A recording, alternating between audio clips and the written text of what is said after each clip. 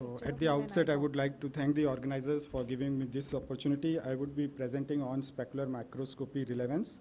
Specular microscopy is a practical tool for the cornea subspecialist in evaluating donor corneas and corneal dystrophies. It's also useful for general ophthalmologists in identifying subtle as well as macroscopic changes in the cornea prior to surgery.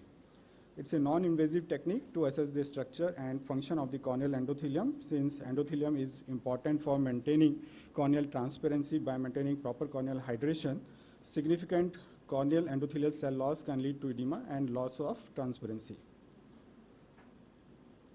So at birth, the endothelial cell density ranges from 3,000 to 4,000 cells per square mm, and it drops down to 2,500 cells at middle age, and it gets reduced to 2,000 cells at old age. Acceptable limit is up to 1,500 cells per square mm, and when corneal endothelial cell count drops to 800 and below, then the chances of corneal edema getting develops arises. So factors that can compromise the corneal endothelium and cause corneal edema are contact lens wear, glaucoma, Fuchs endothelial dystrophy, advanced age, uveitis, ocular surgery, and corneal guttata. So specular microscope is a tool which made the direct comprehensive assessment of endothelial cell morphology in vivo. It helps in preoperative evaluation of the endothelial cell layer, evaluation of endothelium as a diagnostic aid in disease like Fuchs, iridocorneal endothelial syndrome, lymphoma, and uveitis is made possible. Evaluation of donor corneas prior to corneal transplantation and documentation of effects of intracameral drugs and contact lens use on the endothelium can be studied.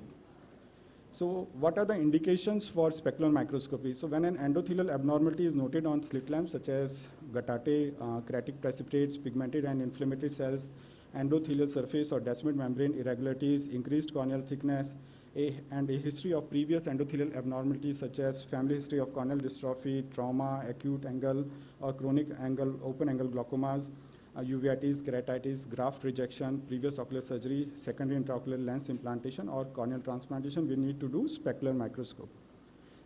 Optical principle is based on specular microscopy where the angle of reflection is equal to the angle of incidence and the light reflected specularly is studied. So it is this light that is captured by the specular microscope and forms the image of interest. On slit lamp, we can do specular examination. So this is a video which will show how to do slit lamp evaluation. So it is started with low magnification and narrow beam on cornea overlap the reflection of filament. Then we should focus slightly adjacent and posterior to the illuminated beam and then increase the magnification so we can see the endothelial cell morphology. So this is basically a gross examination, but specular microscope helps in evaluating the cells directly and in high magnification. So this is a normal picture of the specular photomicrograph where we can see the hexagonal cells, and the endothelial cell count in this picture is around 2,900 cells per square mm. So these are the two devices which are used. First one is used in the clinical setup and the second one is used in the eye bank. So this is the picture which is seen from the clinical specular microscope used in OPD, and we get cell density along with corneal thickness and other parameters. And this is the picture which is captured by the specular microscope used in eye banks. So interpretation of endothelial specular microscope is done by quantitative analysis and qualitative analysis. Quantitative analysis is endothelial cell density, which is measured as number of cells per square mm, and cell area, which is measured as square cell per micrometer per cell. And corneal endothelial cell density determination can be done by fixed frame analysis, center analysis, and variable frame analysis methods such as corner analysis and corneal flex analysis method. Variable frame method is more accurate than fixed frame analysis. Only whole cells are studied and not necessary to include cells on frame boundary. So this is a picture which is showing endothelial cell count of 3,066 and with CCT of 561 micron, hexagonality is around 49. So this is again a poor specular picture captured in cases of advanced Fuchs endothelial dystrophy. Here you see there is cell count of 1996, but this is doubtful in such an image. And when you see the number of cells which were counted in this picture were only 1.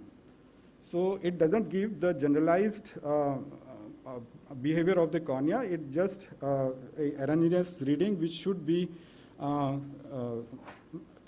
depicted clinically as well. Errors in automated analysis can happen because of poor acquisition of image, insufficient contrast leading to poor identification of cell borders, and inclusion of areas of stromal folds, thus overestimating cell count due to parallax errors. So this is a picture used in manual analysis and counting zone. Errors can happen in manual analysis when counting zone chosen by observer might not be the true representation of cornea, as I shown in the previous picture.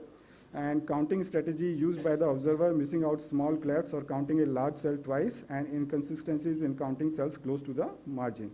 Qualitative analysis, which are seen as CV, which is variation in size and is a measure of polymegathism, and percentage of hexagonal cells, which is variation in shape, and it is a measure of pleomorphism.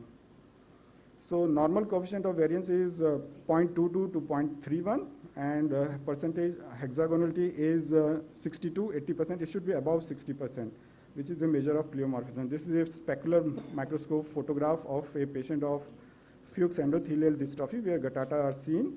And this is a picture of specular photomicrograph of iridocorneal endothelial syndrome where a clear demarcation between normal and abnormal cells is seen. And this is a picture of posterior polymorphous dystrophy. So advantages we have in specular microscopy is wider field, it's easy to use, it's movement independent and more accurate endothelial counts. But disadvantage is it can be done only in clear corneas. And clinical use, it can be used in most cases of endothelial assessment. So specular microscopy is a non-invasive modality to diagnose, monitor, and enhance our basic understanding of disease of the corneal endothelium. A skilled user of these tests must know more than their basic application, and clinical pictures should be evaluated with clinical knowledge. Thank you.